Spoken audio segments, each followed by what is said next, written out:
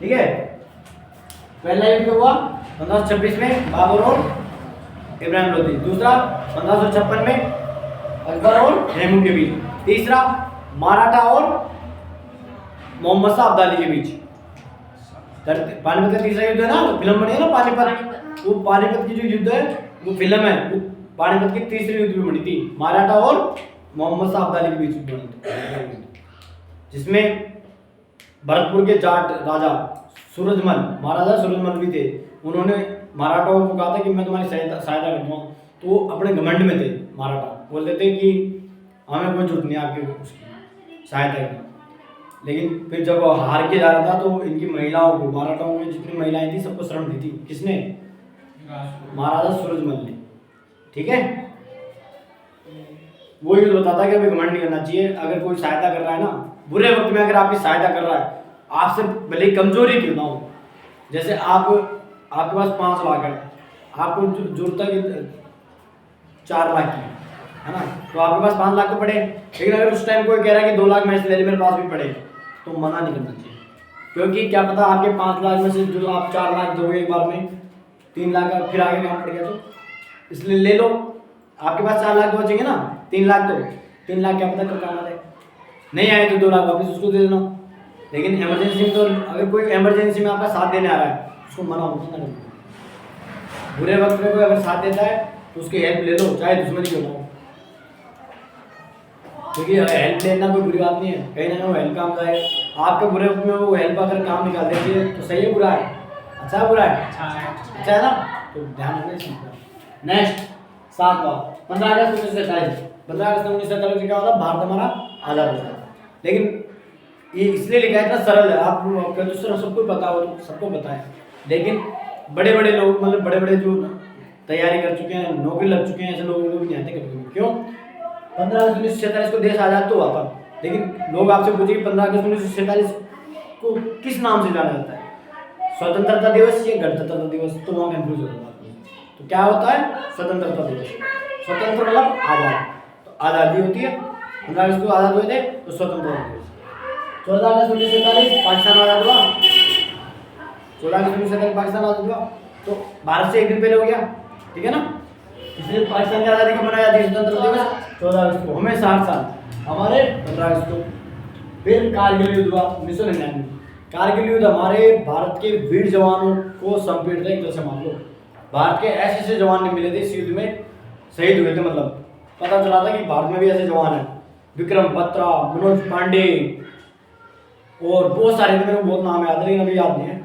बहुत ऐसे ऐसे मतलब महान योद्धा मान लो, जो युद्ध करते करते मारे गए थे।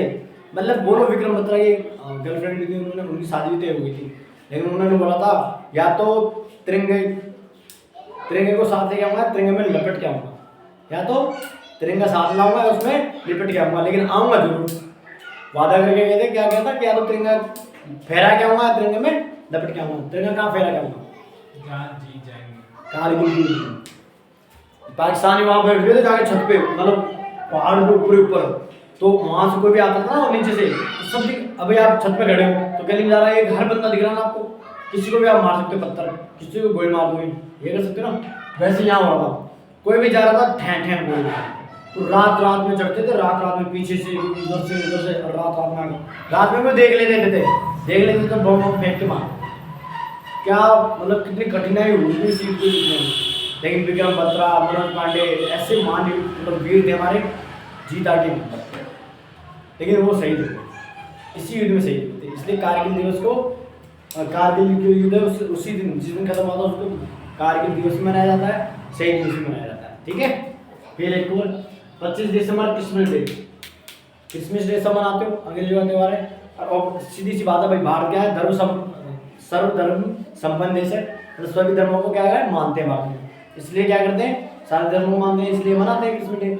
लेकिन इस दिन एक ऐसी भी घटना हुई थी तो हमें याद भी करते हैं। बहुत मतलब बहुत से लोग ही नहीं रखते, कोई नहीं, मतलब जो जिनके अरे अपना खाना का कोई काम नहीं हुआ, वो किसी ने करा होता तो हम याद रखते। गुरु गोविंद सिंह जी थे, ठीक है, सिखों के 10वें गुरु। इन्होंने क्या करा था, 22 दिसंबर से लेकर 27 दिसंबर तक किसके ग्रिप में आ गए, औरंगजेब के।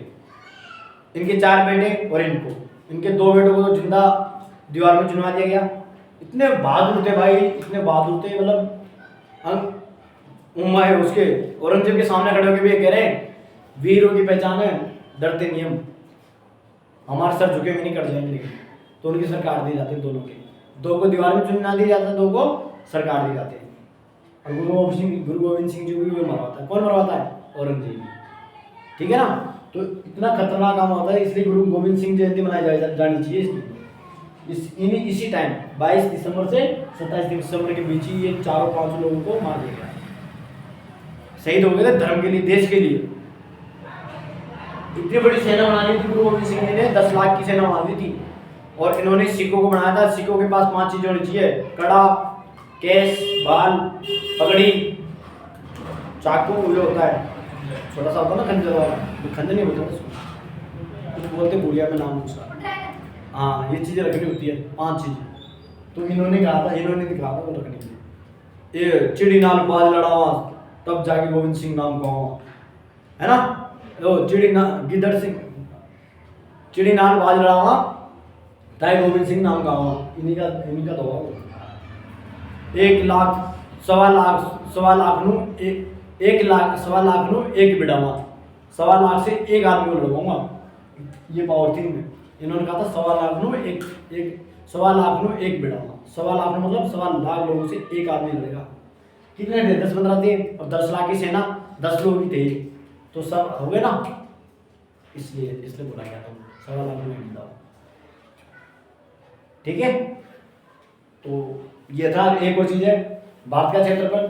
तो भारत का क्षेत्रफल, जिस देश में तुम रहते हो उसकी राजधानी, उसका क्षेत्रफल, कौन सी नदी उस वहाँ सबसे ज़्यादा बड़ी है, कौन सा राज्य सबसे बड़ा है, सबसे छोटा है, ये चीज़ें। तो सबसे ज़्यादा पैसा वाला राज्य कौन सा है, ये चीज़ें जाननी चाहिए। पहली चीज़, भारत का क्षेत्रफल है 32.8 लाख वर्ग किलोमीटर, 32,87,267 वर्ग किलोमीटर क्या है भारत का क्षेत्रफल। भारत का सबसे बड़ा राज्य है राजस्थान, जिसका क्षेत्रफल है 3,42,239 वर्ग किलोमीटर। 32 लाख में से 3 लाख तो भारत का ही है, तो राजस्थान में है। ठीक है। भारत में सबसे ज़्यादा पैसे वाला राज्य महाराष्ट्र, वहाँ फिल्में बनती, पूरी फिल्म इंडस्ट्री है। तो सबसे ज़्यादा पैसे वाला महाराष्ट्र। सबसे ज़्यादा जनसंख्या वाला यूपी, उत्तर प्रदेश। सबसे छोटा राज्य गोवा, सबसे बड़ा राजस्थान। सबसे गरीब राज्य बिहार, सबसे कम पढ़े लिखे लोग बिहार, सबसे ज़्यादा पढ़े लिखे लोग सिक्किम।